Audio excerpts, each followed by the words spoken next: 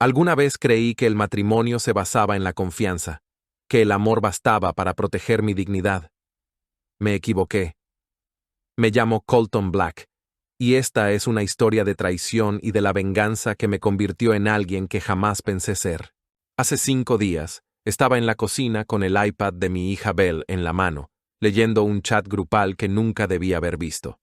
Mi esposa, Willow, su hermana, Lucy, y su madre, Aurora, lo habían nombrado solo familia. Los mensajes se remontaban a meses, incluso años atrás, burlándose de mí. «Es un blandengue», escribió Willow. «No hará nada», añadió Lucy con un emoji riéndose. «Vacía sus ahorros mientras puedas», aconsejó Aurora. «Jamás se defenderá». Se reían de mí por haber rechazado un ascenso para pasar más tiempo con Belle. Bromeaban sobre mi confianza, sobre cómo nunca cuestioné las renovaciones de la casa de Willow, que en realidad eran fines de semana en spas, maratones de compras o, peor, infidelidades. Pero lo que más dolía no era el dinero, sino el desprecio, la frialdad, la malicia insidiosa que convertía cada uno de mis sacrificios en una broma privada. En ese momento, debí haber pedido el divorcio, llamado a un abogado y alejarme de ellas. Pero algo dentro de mí se rompió. Entendí que no me bastaba con marcharme. Necesitaba mostrarles qué significa destrozar la fe de un hombre y suponer que seguirá dócil, porque toda mi vida había sido el buen tipo, el padre cariñoso, el esposo confiado. Nunca se detuvieron a pensar qué pasaría si ese hombre tranquilo descubriese lo que era la furia real. Esa noche, mientras Willow dormía, me quedé mirando al techo, entumecido por la traición. El corazón me retumbaba, los puños apretados, el pecho ardiendo con una oscuridad que nunca había sentido. Pensé en Belle, mi único ancla con la decencia, y comprendí que, pasara lo que pasara, debía protegerla. Tenía que asegurarme de que nunca fuera utilizada como una ficha en los juegos de Willow o las manipulaciones de Aurora. Tenía que hacer que todos ellos se arrepintieran de cada mensaje altanero y cruel en ese chat de solo familia. 2 días después, mi hija me preguntó: «Papi, ¿por qué el amigo de mami viene cuando tú no estás?» Me quedé congelado, con el teléfono en la mano. «¿Qué amigo, cariño?» «El señor Alto. Tiene un anillo como el tuyo y el de mami», dijo Belle. «Viene cuando estás en el trabajo. Siempre le trae café a mamá y hablan en su cuarto. A veces se ríen. Escuché que mami lo llama Theo o algo así». Theo. El nombre hizo clic de inmediato. Theo Ross, mi mejor amigo de toda la vida. Crecimos juntos. Él fue quien me presentó a Willow en una barbacoa por el cumpleaños de Lucy. Siempre estaba cerca, siempre riendo. De repente recordé cómo Willow solía mirarlo, cómo cambiaba sutilmente su postura cuando él llegaba a nuestras reuniones. Antes nunca lo cuestioné, pero ahora las piezas encajaban. Willow me engañaba con mi mejor amigo. Un frío y oscuro oleaje me invadió el estómago. Cuando Belle se fue a ver dibujos, instalé una pequeña cámara con sensor de movimiento en la sala, oculta detrás de un jarrón. Willow, confiada en mi ignorancia, no notó nada. Al día siguiente, al mediodía, mi teléfono vibró mientras yo estaba en el trabajo. La camioneta plateada de Theo se estacionó. Entró como si fuera su casa, sonriendo. El video los mostró besándose en la entrada, con las cortinas completamente abiertas. Llevaba su anillo de bodas, un recordatorio cruel de su matrimonio con Naomi. Pasaron 2 horas en mi habitación. Luego salió, se acomodó la camisa y se marchó. No grité, no lloré, simplemente observé la pantalla, sintiendo cómo algo oscuro se enroscaba en mi interior. Mi abogada lo había llamado abuso financiero. Ahora era adulterio y traición de mi mejor amigo. Esa noche escuché a Willow hablando por teléfono con Aurora. «Jamás se va a enfrentar a mí», se reía. «Finalizaremos todo la próxima semana, cuando reciba su bono. Le entregaré los papeles y me quedaré con la casa. ¿Qué va a hacer? ¿Llorar?» El pecho se me oprimió, pero su arrogancia fue la chispa que encendió mi furia. Se acabó el silencio, se acabó la sumisión. Iba a esperar, dejar que se hundieran más, y entonces mostrarles de qué era capaz. Mi paciencia sería mi última muestra de amabilidad. Cuando me reuní con mi abogada, la señorita Phillips, le mostré todo. capturas de pantalla, grabaciones de la cámara, registros de mensajes. Ella lo revisó todo con los ojos cada vez más abiertos. Tienes un caso sólido para el divorcio. Incluso hay posibilidad de cargos criminales, dijo. Necesito tiempo para organizarlo, pero Colton, esto es grave. Te están robando sistemáticamente. No quiero que solo paren, respondí. Mi voz sonaba más grave, más dura. Quiero que paguen. Todos. Miss Phillips me miró con cautela. Mantente dentro de la ley, Colton. Entiendo que estás furioso, y tienes todo el derecho, pero no pierdas la cabeza. Salí de su oficina con una calma que solo precede a la tormenta. No iba a hacer nada ilegal. Pero lo que tenía pensado para Theo no era algo que un abogado pudiera encubrir. Se acabó dejar que confundieran mi bondad con debilidad. Se acercaba la gran cena familiar en casa de Aurora. No era una simple comida, era el evento sagrado del clan. Una vez al mes, religiosamente, se reunían Willow, Lucy, Aurora y toda la corte de parientes satelitales que orbitaban alrededor del poder matriarcal de esa casa. El protocolo era siempre el mismo. Un festín cuidadosamente preparado, risas forzadas entre platos de porcelana, chismes envueltos en palabras dulces, y una exhibición teatral de unidad familiar que, bajo la superficie, olía a hipocresía rancia. Era su ritual, su teatro privado de apariencias. Pero esta vez, el escenario les iba a jugar en contra. Decidí asistir. No por cortesía ni por protocolo. Iba con un plan. Uno que había pulido en silencio durante semanas, con precisión quirúrgica. Había esperado el momento adecuado para dar el golpe. No físico, sino emocional, legal, total. Y esa cena era la ocasión perfecta. Lo primero, lo absolutamente prioritario, fue proteger lo único que me importaba de verdad. No el orgullo herido, no la reputación, ni siquiera el dinero que me habían saqueado. Belle, mi hija, mi luz, la única persona en esa historia que no había mentido, que no había manipulado, que no había jugado con vidas como si fueran piezas en un tablero de ajedrez. Ella era inocente, y su inocencia era sagrada. En medio de todo ese caos contenido, del veneno cuidadosamente servido en tazas de porcelana por esa familia enferma, Belle era lo único que no estaba contaminado. Y sabía que, si fallaba en protegerla, todo lo demás carecería de sentido. Podía perder la casa, podía perder los ahorros, incluso podía salir herido.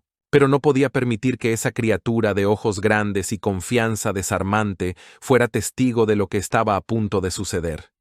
Así que planifiqué. Con precisión quirúrgica, sin margen de error. Una semana antes de la cena, hablé con la madre de su mejor amiga en el colegio.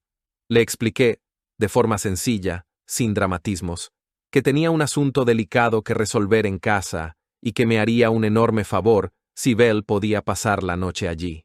Ella accedió sin hacer preguntas, con esa cordialidad silenciosa que a veces es más valiosa que 1000 palabras. Acordamos que la recogería directamente después de la escuela, que la llevaría a cenar pizza y verían películas hasta dormirse. Belle, por supuesto, estaba encantada. Para ella era una pijamada, una fiesta, una noche de libertad. La preparé con cuidado, su mochila con ropa limpia, su cepillo de dientes, su osito de peluche con la oreja descosida. Metí también su cuaderno de dibujo, por si le daban ganas de garabatear dragones o sirenas como solía hacer antes de dormir. Me aseguré de que se sintiera ilusionada. Le prometí que la llamaría antes de que se acostara, que le contaría un cuento por teléfono si quería. Le di un beso en la frente más largo que de costumbre. Y cuando cerré la puerta del coche tras verla partir, me quedé inmóvil unos segundos, mirando el espacio que dejaba su ausencia. No lloré, pero me tembló el pecho, porque en el fondo sabía lo que estaba haciendo. La estaba alejando del epicentro de una tormenta. La estaba apartando de una escena que, si llegaba a presenciarla, podría dejar cicatrices invisibles, pero profundas. No podía permitir que sus oídos se llenaran de gritos de odio entre personas que para ella aún eran familia. No podía permitir que la imagen que tenía de su madre, de su tía, de su abuela, distorsionada o no, se quebrara delante de sus ojos por una explosión de verdades. Los niños no deberían cargar con los escombros emocionales de los adultos. Belle merecía algo mejor, un recuerdo más limpio. Yo quería que cuando fuera mayor y mirara atrás, no recordara esa noche como el momento en que todo estalló. Quería que su mente la asociara con la risa despreocupada de una noche con amigas, con olor a palomitas y juegos de linterna, con el abrigo de una manta compartida y secretos susurrados antes de dormir. Quería que su infancia estuviera hecha de esos fragmentos luminosos, no de la oscuridad que yo estaba a punto de desatar. Ella no debía ver la caída. Ella no debía ver en qué me convertiría por protegerla. El dilema era cómo exponerlos a todos de forma efectiva, sin margen para la negación, sin dejarles espacio para excusas. Y entonces, como si el destino hubiera decidido entregarme una pieza clave sin pedirla, apareció Grant, el esposo de Lucy, en el supermercado. Estaba en el supermercado, concretamente en el pasillo de los cereales, revisando distraídamente las etiquetas nutricionales de distintas cajas sin realmente leerlas. Era uno de esos momentos en los que uno está presente físicamente, pero con la mente en otra parte, atrapado entre pensamientos, cálculos, sospechas, planes aún no pronunciados en voz alta. Sostenía en la mano un paquete de avena, marca genérica, barata, pero rica en fibra, irónicamente lo más estable de mi vida por entonces. Y tenía la otra mano enterrada en el bolsillo de la chaqueta, los dedos crispados alrededor de las llaves del coche como si fueran un ancla para no perderme por completo en mis pensamientos. Fue entonces cuando lo vi. Grant. Apareció al doblar la esquina del pasillo, con su carrito a medio llenar y una expresión de aparente tranquilidad que no lograba ocultar del todo cierta rigidez en los hombros. Vestía ropa casual, vaqueros oscuros y una sudadera con el logo descolorido de su universidad. Tenía ese aire de hombre que aún no sabe que su vida está a punto de ser sacudida desde sus cimientos, pero que empieza a notar que algo no encaja. Un hombre al borde de la sospecha, atrapado en la negación. Nuestros ojos se cruzaron. Hubo un momento de reconocimiento. Levantó ligeramente las cejas, forzando una sonrisa que apenas le tensó la comisura de los labios. Esa sonrisa no era real. Era de esas que se usan en los funerales, cuando se quiere parecer amable pero no hay nada dentro que lo respalde. Se acercó con pasos lentos, como si no tuviera del todo claro que quería llegar hasta mí. ¿Vas a venir a la cena, hermano?, dijo finalmente, con ese tono híbrido entre simpatía educada y una tensión contenida que hacía que cada palabra pareciera ensayada. Me lo dijo con la misma naturalidad con la que uno pregunta si quieres azúcar en el café. Pero no era una pregunta inocente. Había algo en su voz, un temblor sutil, casi imperceptible, una vibración incómoda, como si no supiera si quería de verdad que yo respondiera, como si, en el fondo, temiera la respuesta. Y entonces lo vi en sus ojos, ese brillo huidizo. No era simple cortesía, no era curiosidad, era un matiz, una sombra. No puedo explicarlo bien, pero lo sentí. Esa mirada de alguien que lleva semanas escuchando ruidos detrás de una puerta cerrada, fingiendo que es el viento. ¿Sabía algo? Había oído a Lucy hablar por teléfono más bajo de lo normal. Le habían llegado extractos bancarios con cifras extrañas, movimientos inexplicables, transferencias que no recordaba haber aprobado.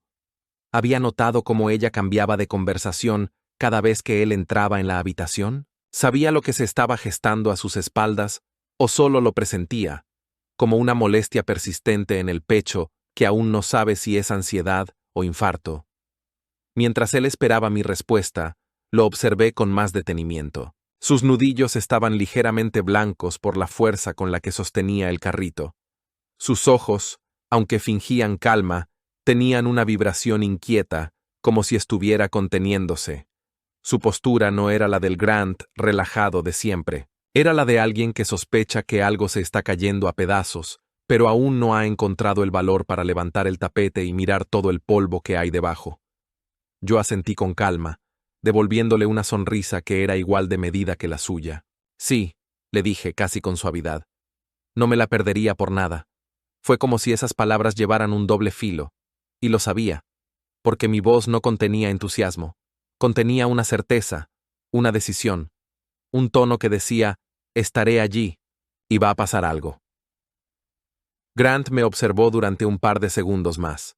Se le tensó la mandíbula apenas, y su sonrisa, ya frágil, se quebró un poco. Luego rió. Una risa seca, vacía, absolutamente hueca. No fue risa verdadera, fue una reacción automática, como cuando el cuerpo responde antes que el alma. Asintió lentamente y soltó un «Nos vemos allá, colega», y se marchó. Lo vi alejarse por el pasillo, empujando el carrito con pasos rígidos, sin mirar atrás. No tenía idea de lo que le esperaba. Ninguno de ellos lo sabía. No todavía. Pero yo sí. Yo lo sabía todo. Sí, respondí, devolviéndole una sonrisa igual de medida. No me la perdería. Grant me observó unos segundos. Tal vez esperaba otra reacción. Tal vez esperaba que yo dijera que no iba, que estaba ocupado, que tenía otros planes. Pero no. Yo iba a estar allí, en primera fila, con las pruebas en la maleta, con la verdad afilada como un cuchillo. Él rió, pero fue una risa hueca, sin alma. Nos vemos allá, colega. Pobre Grant. Caminaba con paso firme hacia una emboscada emocional sin saberlo, con esa confianza ciega de quien aún cree que la traición solo vive en las películas. No tenía idea de lo que estaba por desatarse, ni de cómo su mundo, ese que él imaginaba sólido, compartido, transparente, estaba a punto de resquebrajarse como cristal bajo un martillo. Ninguno lo sabía, en realidad, ni Aurora, ni Lucy, ni Willow. Para ellos, la noche prometía ser otra edición de su falso teatro familiar. Brindis vacíos, miradas condescendientes, risas enlatadas. Pero yo llegaba con otro guión, y esta vez, ellos serían el público, y los acusados. La noche del sábado llegó envuelta en un silencio raro, casi simbólico. El cielo estaba limpio, sin nubes ni viento, como si el universo se hubiera contenido para observar en silencio. Llegué puntual, no por cortesía, sino porque los juicios comienzan a su hora.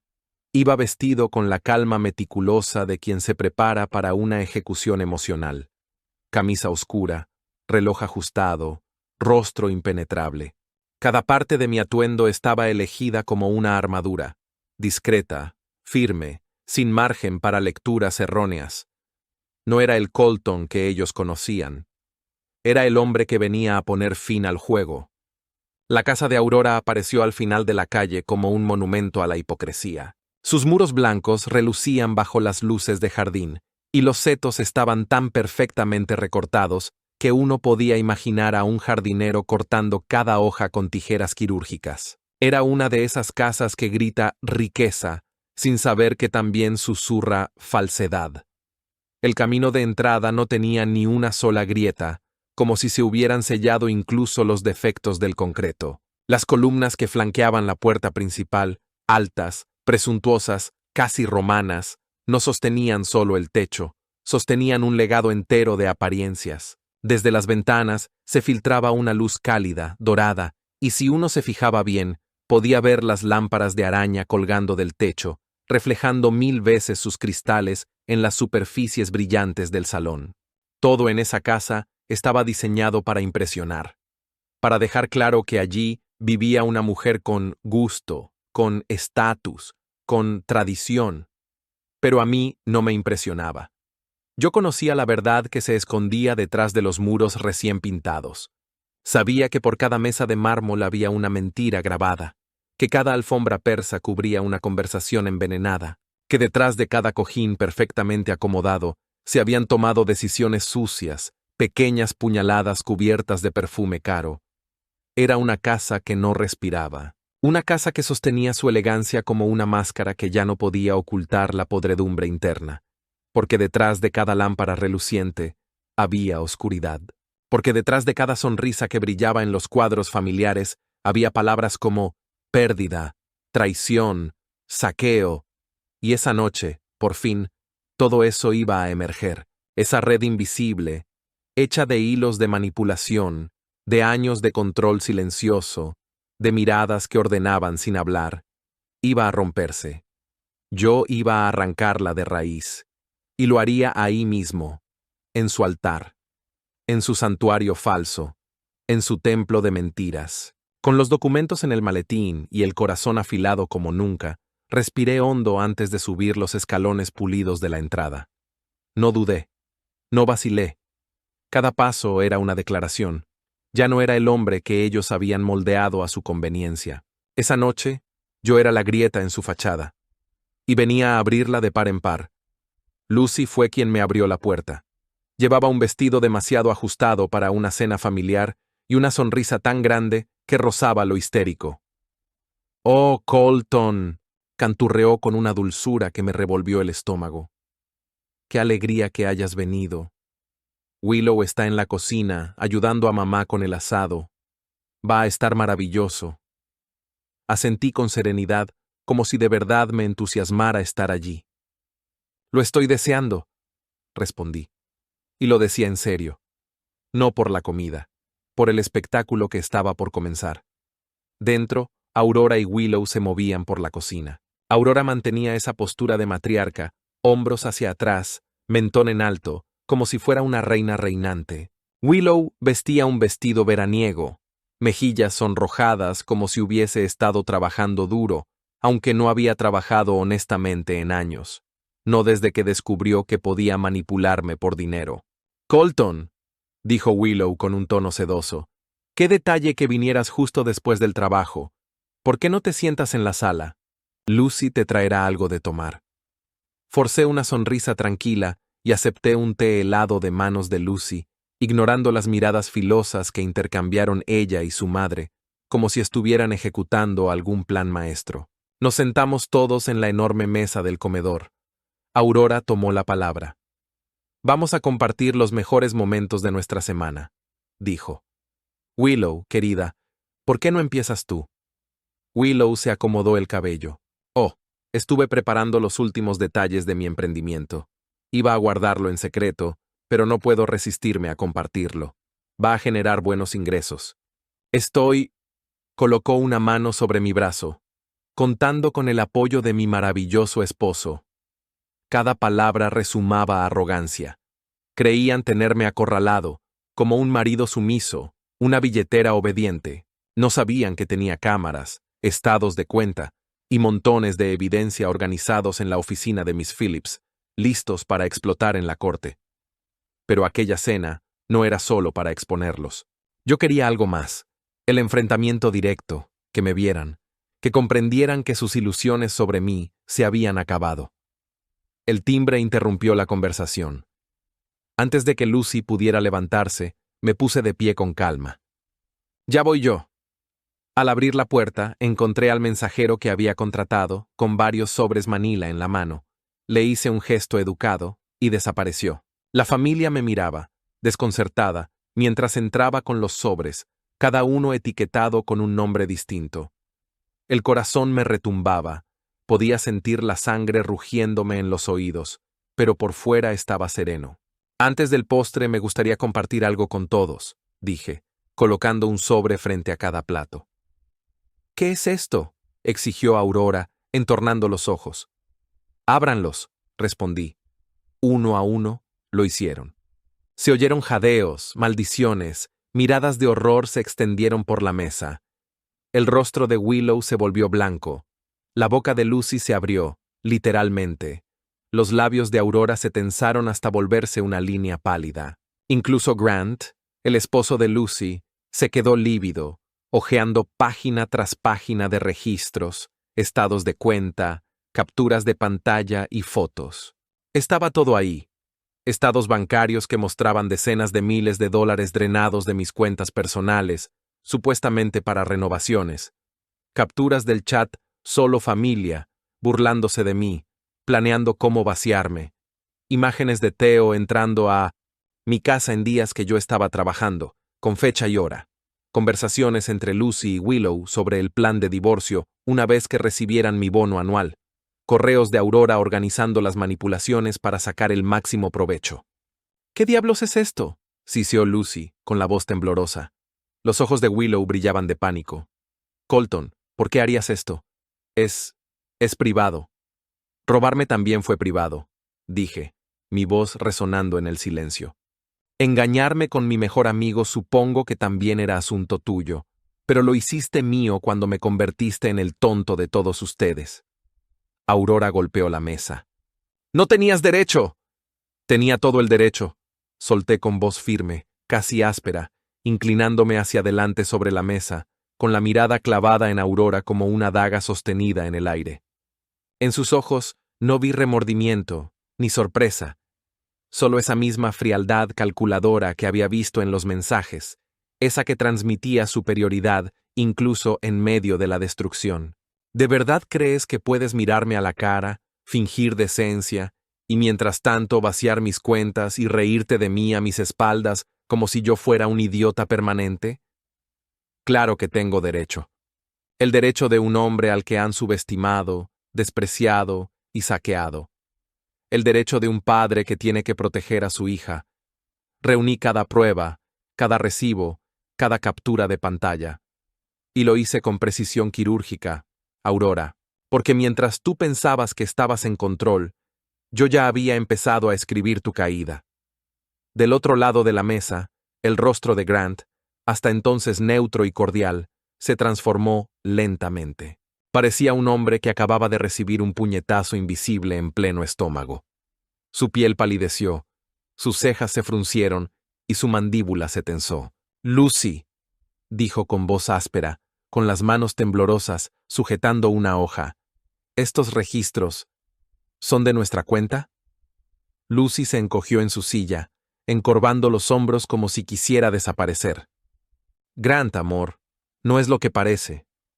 Él hojeó rápidamente el documento con los dedos crispados. ¿Estás transfiriendo dinero que no es tuyo? ¿Nuestro dinero? Levantó una de las páginas. ¿Sacaste una segunda hipoteca sobre nuestra casa? ¿Una casa que compramos juntos? ¿Sin decirme una palabra? El silencio que siguió fue brutal, como un vacío repentino que lo engullía todo. Lucy no contestó. Su rostro se desfiguró por la rabia, la vergüenza y el miedo. Y entonces, con los ojos fijos en mí, dejó que el veneno le saliera por la boca. «Eres un bastardo», susurró, con una furia apenas contenida. «Arruinaste todo. Nuestra familia, nuestra tranquilidad. Tú lo destruiste todo». «No, Lucy», le respondí con una calma que contrastaba con el caos que nos rodeaba. Tú lo arruinaste desde el momento en que pensaste que podías jugar con la vida de otros como si fuera un tablero de ajedrez. Yo solo me aseguré de que no te salieras con la tuya.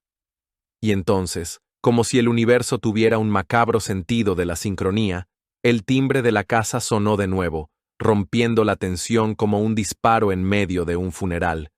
Se me heló la sangre. Sentí el nudo apretarse en la base de la garganta. Otro invitado. Otro giro. Y aunque no había recibido invitación formal, una parte de mí ya sabía quién estaba al otro lado. El presentimiento me erizó la piel, incluso antes de que nadie se moviera. Willow se levantó de un salto, su rostro descompuesto. Alisó su vestido con manos temblorosas, con una urgencia nerviosa que no pasó desapercibida para nadie. Yo abro, dijo, su voz quebrada por el pánico. La seguí, no por curiosidad, sino por certeza. Algo me decía que lo que había empezado a caer aún no había tocado fondo. El resto de la familia se levantó también, moviéndose como una manada confundida, presintiendo el desastre pero sin saber por qué dirección llegaría. Willow giró el picaporte con torpeza y abrió la puerta. Allí estaba.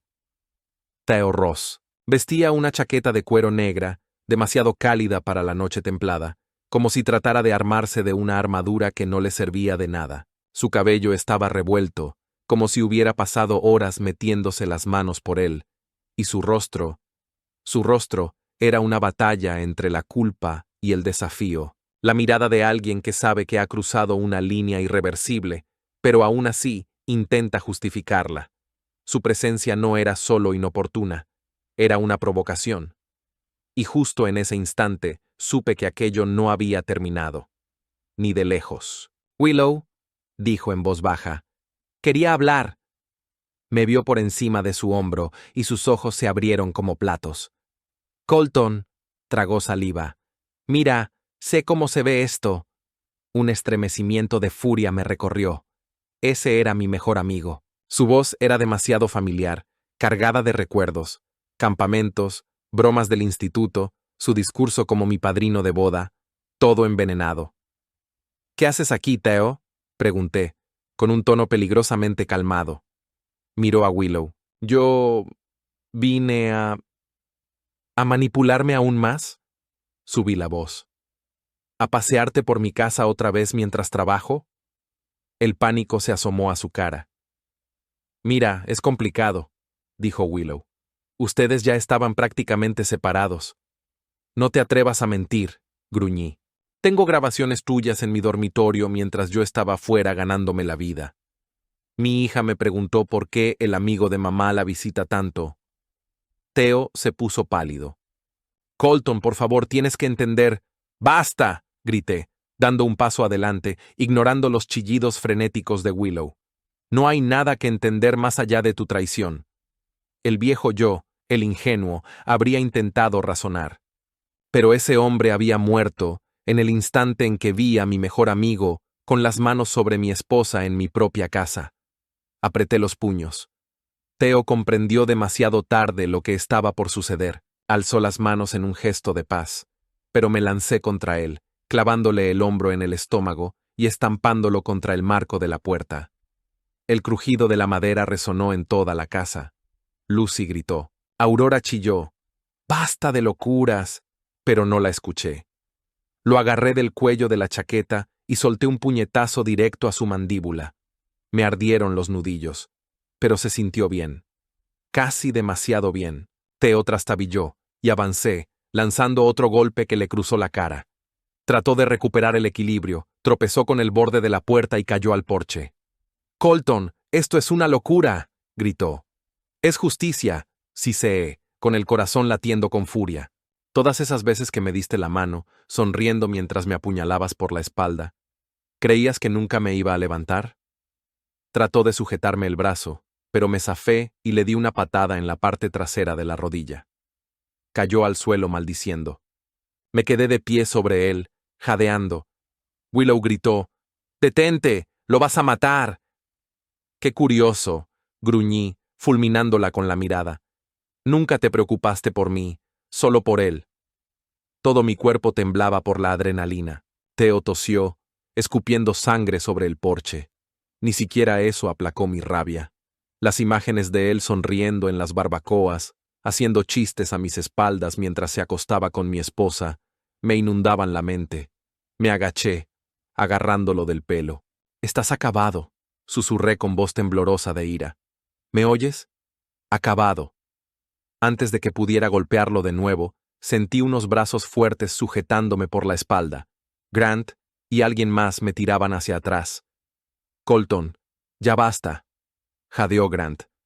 «No vale la pena, hombre». Theo intentó incorporarse, apoyándose en la baranda del porche, con sangre resbalándole por la boca. Sus ojos reflejaban un terror que nunca le había visto. Jamás me había visto así. Dejé que me arrastraran de regreso al interior, respirando entrecortadamente. Willow corrió junto a Theo, ignorando el colapso de su madre y su hermana. Aurora gritaba algo sobre llamar a la policía. «¡Llámala!», escupí. «Ya veremos qué opinan cuando vean todas las pruebas que tengo sobre tu linda familia. Adelante, Aurora». Ella se congeló, el teléfono medio alzado. «Estás amenazándonos». «¿Amenazar?», solté una carcajada amarga. «No, solo estoy diciendo un hecho. Si llamas a la policía, todos ustedes enfrentarán un tsunami de cargos por fraude, robo, conspiración y más. A mí me arrestarán por agresión, seguro, pero saldré de esa comisaría mucho antes de que ustedes logren escapar de sus delitos». Por un largo momento, el tiempo pareció detenerse en esa casa que, minutos antes, rebosaba arrogancia y fingida armonía. Nadie se movía. El aire estaba denso, como si la atmósfera se hubiera cargado con el peso de todas las verdades reveladas de golpe. La luz del comedor, cálida y decorativa, ahora parecía implacable, como la de una sala de interrogatorios. Todos los rostros estaban iluminados y expuestos. Lucy fue la primera en quebrarse. Se dejó caer en una silla, el cuerpo desplomado, como si la energía se le hubiese drenado de golpe. Cubrió su rostro con ambas manos, no por vergüenza verdadera, sino por impotencia. Su mundo, cuidadosamente construido sobre engaños y falsas sonrisas, se desmoronaba con estrépito. El maquillaje comenzó a correrse, y con cada lágrima su máscara se volvía más grotesca.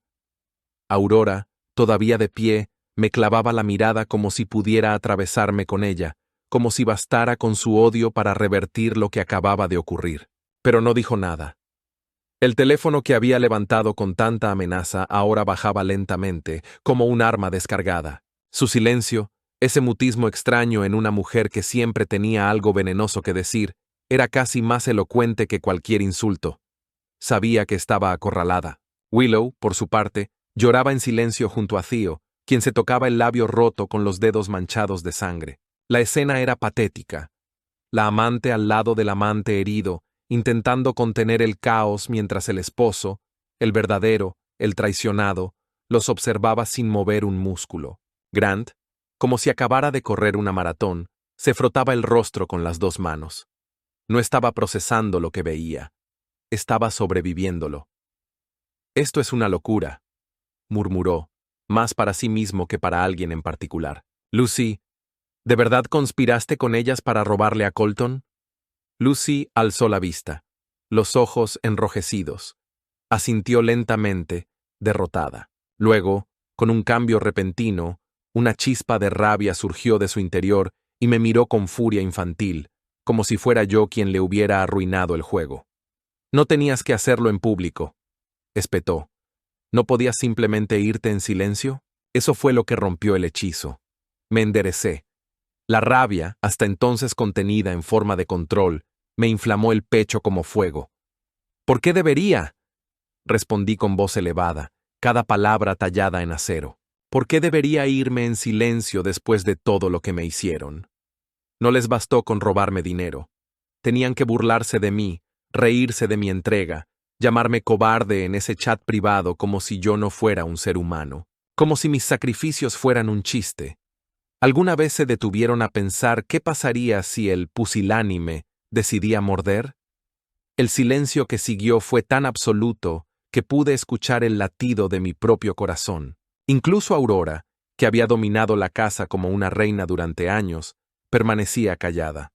Las paredes, cargadas de cuadros pretenciosos y diplomas enmarcados, parecían encogerse. Todo su pequeño imperio de manipulación y fachada perfecta se venía abajo. Willow, temblando, ayudó a Deo a entrar tambaleándose y lo sentó en el sofá del salón. Él no me miró. Mantenía la cabeza gacha, tocándose con cuidado la mejilla inflamada como si no supiera qué dolía más, el golpe o la vergüenza. Ella, en cambio, sí se volvió hacia mí. Tenía las lágrimas corriéndole por las mejillas en surcos marcados. Parecía una versión deshecha de la mujer que una vez creí amar. «Colton, lo siento», susurró con voz rota. «Sé que quizás es tarde, pero no quiero perder a Belle. Tienes que entender que yo nunca quise...» «Detente», la interrumpí en seco, sin vacilar. «Ya no soy ese hombre ingenuo». Se quebró. Se llevó las manos a la cara y rompió en un llanto sin dignidad, el tipo de llanto que uno guarda para cuando ya no queda nada por ocultar. El viejo yo, ese al que usaban, que se culpaba incluso por los errores ajenos, la habría abrazado. Le habría dicho que todo estaría bien, que la perdonaba. Pero ese hombre ya no estaba. La miré sin moverme, sintiendo nada más que un vacío glacial. Pensé en cómo obligó a Belle a mentir por ella, en cómo planearon secarme emocional y financieramente, en cómo se burlaban de mí como si fuera un chiste andante. Pensé en todo eso, y mi corazón no tembló. «Tú pusiste esto en marcha», dije, con voz afilada como una hoja. «Ahora lidia con las consecuencias». Una semana después, como si el universo aún no se hubiera agotado de ironía, Theo me abordó frente a un diner local. Vestía como un hombre que ya no se reconocía en el espejo. Ropa arrugada, ojos hundidos, barba descuidada. Todavía se le notaba una fina cicatriz en la mejilla. Su presencia fue como un eco del pasado que se negaba a morir. Colton, dijo con voz temblorosa, solo quería decir que lo siento. Perdí todo. Naomi, mis hijos, mi trabajo. Lo arruiné todo. Estaba borracho, o fui un idiota, o las dos cosas. Willow necesitaba a alguien y yo cerré la puerta del coche de golpe, como quien cierra un ataúd. Caminé hasta quedar cara a cara con él. Theo se encogió al verme acercar. Te aprovechaste. Le solté con desprecio, cada sílaba empapada en asco. Y no fue un error de una noche. Lo hiciste durante meses. Consciente. A escondidas. En mi casa. Tragó saliva, incapaz de sostenerme la mirada. Su vergüenza era un perfume agrio flotando en el aire. No puedo deshacerlo, murmuró. Pero fuimos amigos tanto tiempo. Si puedes encontrar una forma de perdonarme... ¿Perdonarte? Reí, pero sin alegría, sin alma. Te di mi confianza, Theo. Fuiste mi hermano, y escupiste sobre eso. ¿Y ahora quieres compasión? ¿Ahora que lo perdiste todo? Ya no tengo nada que darte, ni respeto, ni consuelo, ni tiempo. Asintió, con lágrimas acumulándose en sus ojos. Lo entiendo. No volveré a molestarte. Y entonces, en un gesto desesperado, me tocó el brazo. Estuve a punto de golpearlo otra vez. Por favor, murmuró Theo, su voz desinflada, hueca, como si hablara desde un pozo sin fondo. Si ves a Naomi, dile que lo siento. Durante un segundo, lo único que escuché fue el eco del viento en la acera y el crujir suave de la gravilla bajo nuestros pies. Me lo quité de encima con un solo movimiento, seco, como quien se sacude una telaraña que no quiere volver a tocar nunca más. Ese es tu problema, le dije, sin elevar la voz, pero cada palabra era una piedra que caía desde lo alto. Si quieres redención, gánatela, pero de mí no vas a recibir nada. Y lo decía en serio. Ya no quedaban disculpas por aceptar, ni vínculos que restaurar, ni recuerdos que salvar. Theo, ese amigo que alguna vez fue mi hermano no de sangre, pero sí de vida, mi cómplice en aventuras infantiles, mi respaldo en la adolescencia, mi testigo de boda, el padrino de mi hija, ya no existía. Lo que quedaba frente a mí era una sombra encorvada, un reflejo roto de aquel hombre que solía llenar una habitación con carcajadas y consejos. Y esa sombra, derrotada, se dio la vuelta y se alejó despacio, arrastrando los pies, sin mirar atrás. No hizo falta decir más. Yo no lo detuve. No valía la pena. No quería recordar. No quería rescatar. Solo quería que se fuera. Quizás, y solo quizás, muy en el fondo de toda la rabia, la traición y el desprecio, hubo un instante fugaz, casi microscópico, de nostalgia. Un pellizco de tristeza por lo que alguna vez fuimos, por lo que, en otro mundo, habríamos podido seguir siendo, pero la traición lo había pulverizado todo, y no hay manera de reconstruir una casa que alguien ha prendido fuego a conciencia. Así que lo vi perderse en la distancia sin pronunciar ni una palabra más. Pasaron algunos meses. En ese tiempo, la vida parecía avanzar con la misma fuerza con la que había estado desmoronándose antes. Solo que ahora, las piezas se colocaban con lógica, con orden, como si por fin estuviera reescribiendo la historia desde cero. El divorcio se finalizó oficialmente en otoño, como si el cierre de mi matrimonio necesitara coincidir con la caída de las hojas. El juez me concedió la mayoría de los bienes conyugales sin mayor oposición, algo que, según Miss Phillips, fue poco común dadas las circunstancias. Entre ellos, una suma considerable proveniente de la venta de la antigua casa, esa que una vez parecía símbolo de éxito y familia feliz, pero que se había convertido en un monumento al engaño. Parte del dinero, por supuesto, hubo que recuperarlo con medidas legales, bloqueos de cuentas, órdenes de embargo, trazabilidad bancaria, porque, como descubrimos, Willow había intentado esconder activos con ayuda de Lucy y Aurora. Subestimaron lo lejos que yo estaba dispuesto a llegar cuando se trataba de hacer justicia. Mientras tanto, el círculo se cerraba sobre ellas. Willow enfrentaba cargos criminales por fraude, malversación y falsificación de documentos. Lucy, por su parte, estaba acusada de complicidad y coautoría en el desvío de fondos, y Aurora, la reina madre del teatro de la manipulación, se encontraba bajo investigación por múltiples delitos financieros cometidos a lo largo de años, en varios frentes. Se estaban negociando acuerdos de culpabilidad, sí, pero con condiciones estrictas. No habría escapatoria fácil. La justicia, por fin, estaba alzando la voz por mí. Y por Belle. Belle, mientras tanto, florecía. Escuela nueva, actividades nuevas, y un padre completamente presente en todos los sentidos. Willow intentó reinventarse como víctima ante el juez, alegando que mi estallido violento en casa de Aurora me convertía en un padre no apto.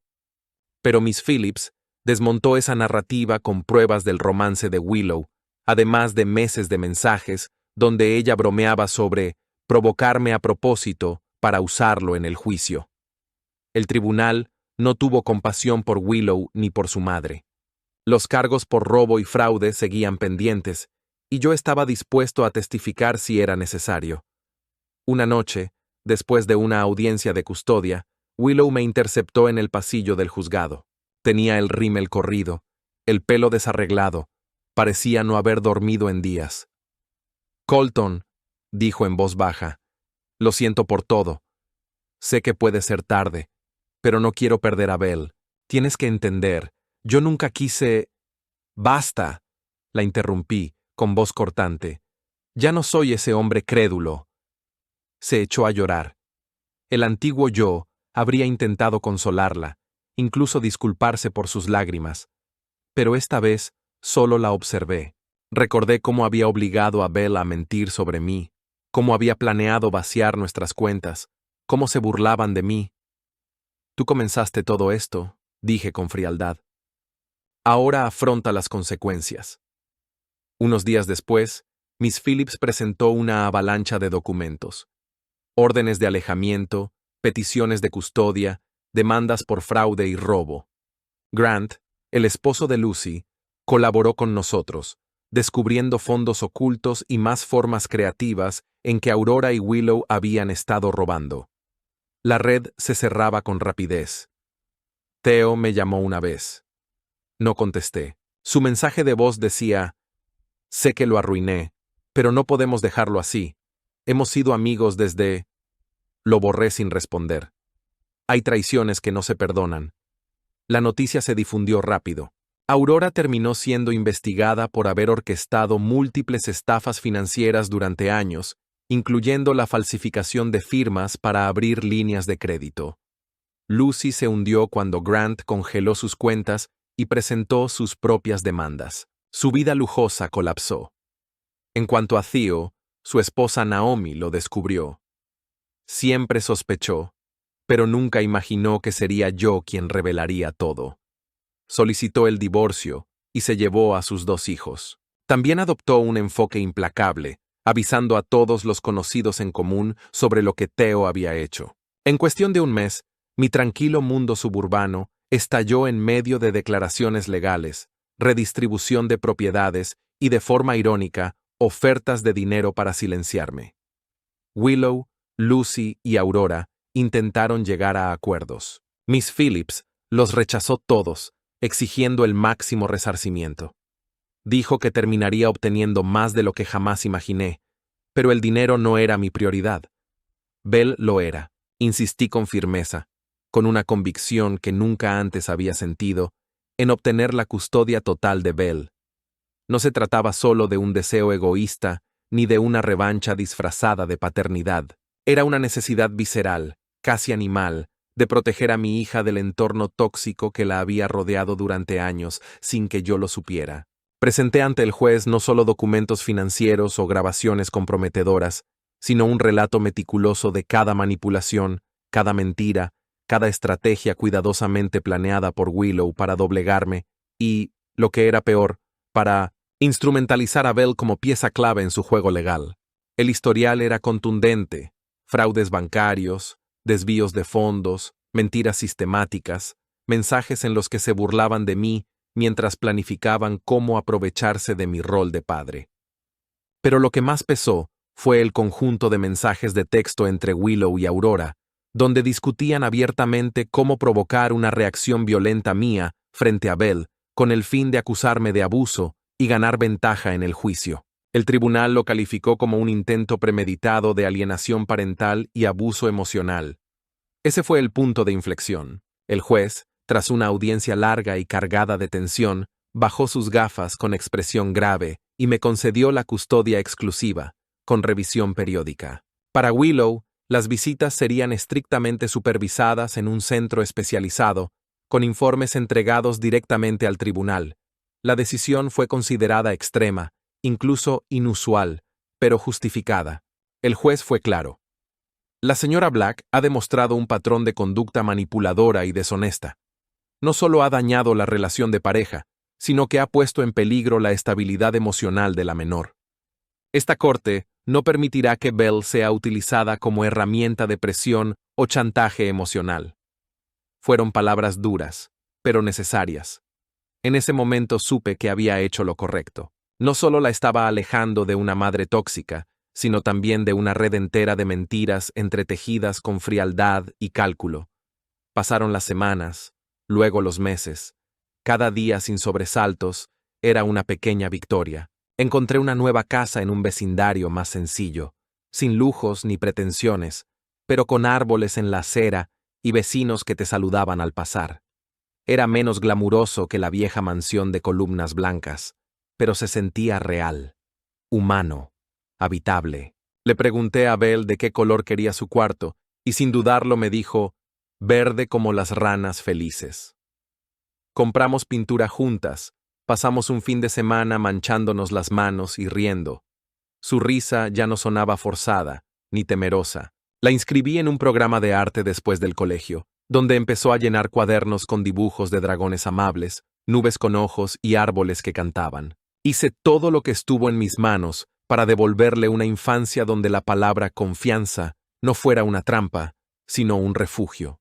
Cada noche, al cerrar la puerta de su habitación y verla dormida abrazada a su peluche, sentía que, pese a todo lo perdido, lo más importante se había salvado. Y eso era lo único que importaba.